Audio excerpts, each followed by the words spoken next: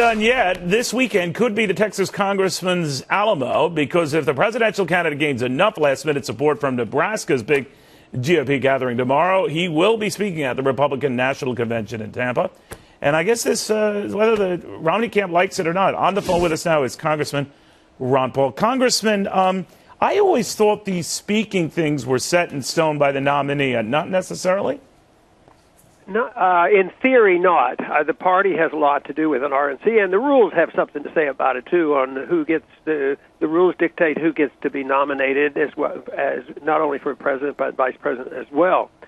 But I would say that the presidential nominee, especially if it's a clear-cut nominee, does have a lot to say about it.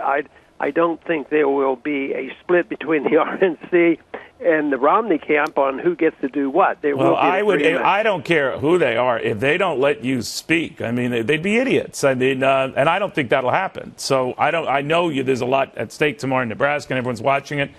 But I'd say that would be political suicide if you were relegated to the sidelines. That's my opinion. But. You know, I would think you probably are right about it, because I'll try to be objective. I would think that if an individual has, a base where there's individuals like the young people who would like to come into the party, who had never voted, they're new, and they want to build a party, and they preach this thing about Big Tent. It's not like I'm preaching socialism. I'm preaching and doing the things and get credibility for doing exactly what Republicans claim they believe in. So it's sort of ironic that, well, we don't like these Ron Paul people because they don't vote to raise the national debt when you need to. No, that would be very stupid. And whatever their discrepancies and differences over foreign policy, people can disagree.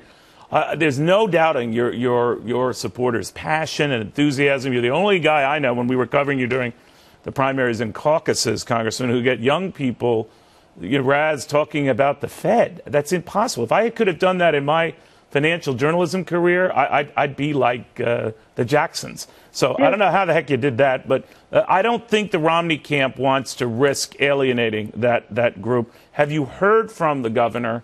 Have you gotten any sense of what role you'll be playing in Tampa? No, I haven't.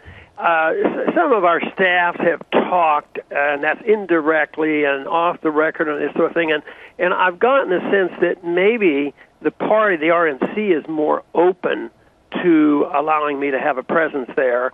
And it's not on a personal thing, because I used to be accused all the time of Romney and I are too close of friends and all that kind of stuff, and that was true. But I think the Romney campaign organization is very insecure. They don't want anything.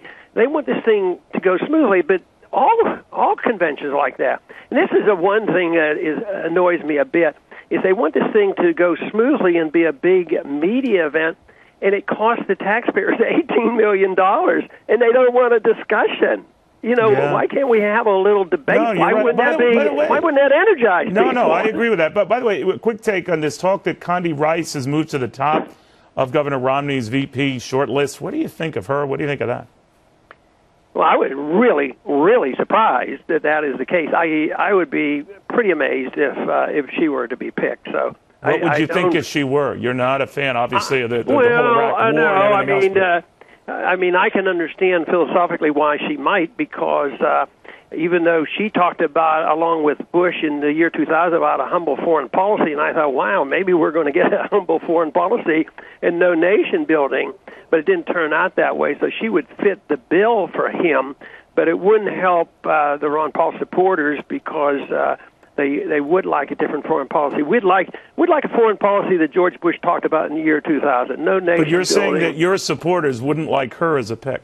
That would be my guess, but I don't dictate anything to anybody. And but that would be my guess. They're not going to be. They wouldn't be very happy with her because she represents a foreign policy quite different than what energizes the college campuses today. Okay. They're not people who are looking for another war and pay for another war. They know the country's broke, and they don't like what the Fed's been doing and this sort of thing. one thing for sure is the Fed we won some fights there because we're going to get this passed in the House here in the next week or so, okay. and it should pass rather easily. So there is a strong sentiment for monetary reform, and I think it's very bipartisan. So I sort of enjoy the economic issues where you can get some Democrats and Republicans coming together. All right. Well, good luck tomorrow, Congressman. It's always a real pleasure.